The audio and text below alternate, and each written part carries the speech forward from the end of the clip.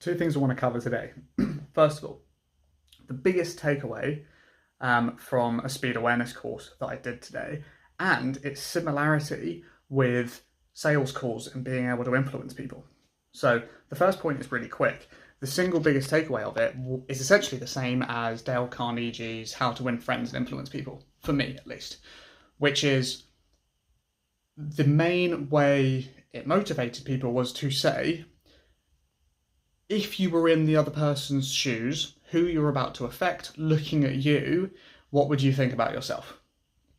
And, why is that person making that decision? What information do they have that you don't, or you have that they don't? Which is why you think they're being stupid, right? And that's essentially what all of it could be boiled down into, as like,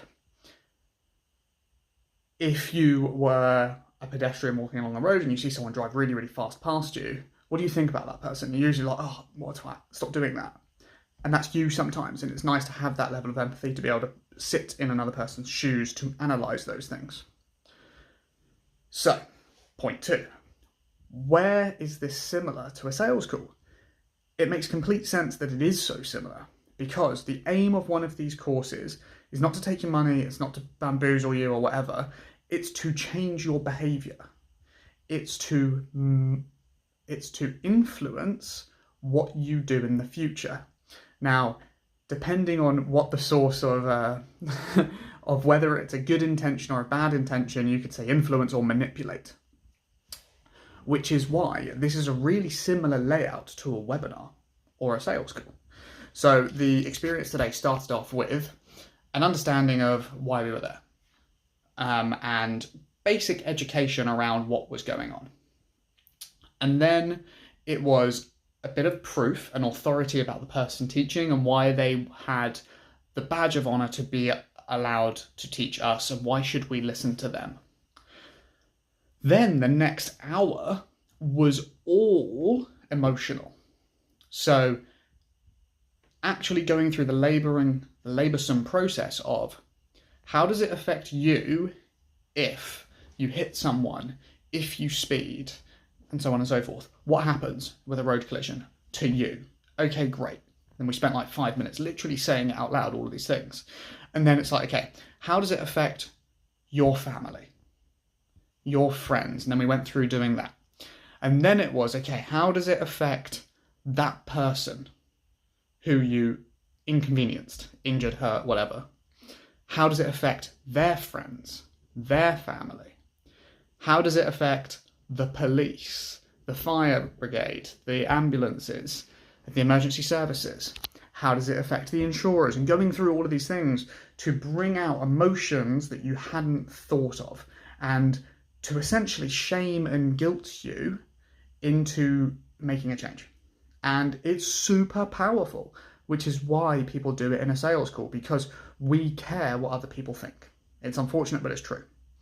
And so this guy even went to the extent of saying, in today's day and age, someone will have filmed you, and now imagine you're going and picking up your child from school, and what are the other parents going to think about you? And I was like, that's pretty aggressive. It's to say that essentially you're going to be like victimized and vilified on the internet. But it is probably true.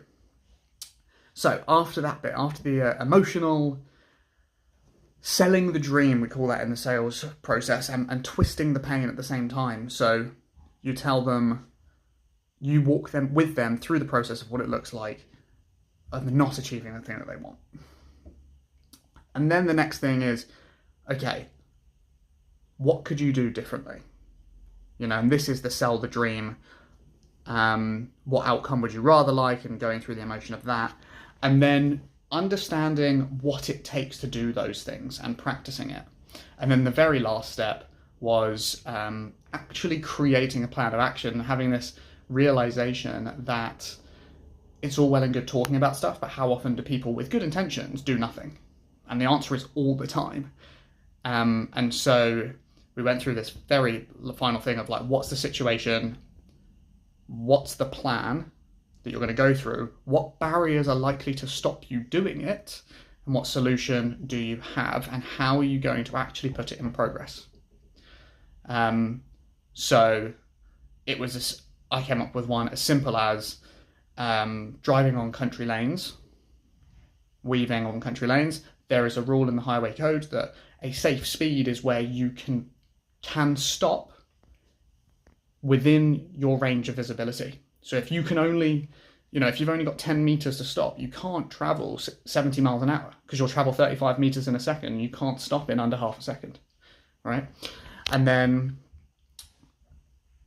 so that's situation, the action of what you're going to do, which is drive at a safe speed, and how you would determine that.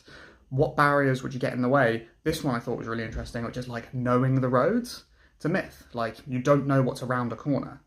And then the last one is how are you actually going to do it? And I said I'd make this video to actually ingrain it into my memory so that I've got that to be used in the future. So really interesting one that, psychologists have gone and built this to help manipulate people into having the behaviors that you want, which is essentially a sales call or a webinar. So, hey, the things you waste money on, you can actually use to learn. Hopefully you did too. Peace.